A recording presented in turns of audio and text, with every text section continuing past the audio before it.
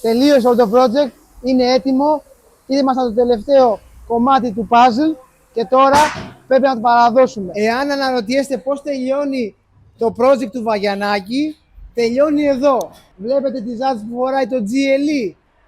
Θα τις αλλάξουμε. Θα βάλουμε κάτι άλλο το οποίο θα ταιριάζει απόλυτα σε όλο το στυλ που έχει φτιάξει ο Βαγιανάκης. Έχει λοιπόν ματ επιφάνεια και εδώ θα τελειώσουμε όλο το project του καλοπισμού. Πάμε να δούμε όμως τι έχει επιλέξει ο κύριος Βαγιανάκης για το συγκεκριμένο GLE. Πάμε. Όπως βλέπετε με το ζόρι φαίνομαι, γιατί οι ζάντες που θα βάλει είναι 20 διάρες. Πανέμορφες ζάντες, μαύρο ματ με διαμαντάρισμα στο χιλάκι, ανάγλυφο αυτοκόλλητο AMG και καπάκι Mercedes.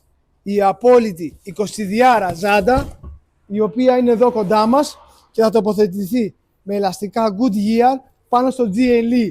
Η ζάντα απλά τα σπάει. Είναι στενή μπροστά, φαρδιά πίσω και όταν λέμε στενή εννοούμε 10 μπροστά και 11 πίσω. Όμως για το GLE που φαντάζεσαι σαν λεωφορείο θα βάλει αυτές τις ζάντες 10 και 11, 22, 5x112 καρέ, AMG style, μαύρο ματ με machine lip. AMG, Mercedes και πάμε να δούμε πάνω στο GLE πώς θα ταιριάξουν.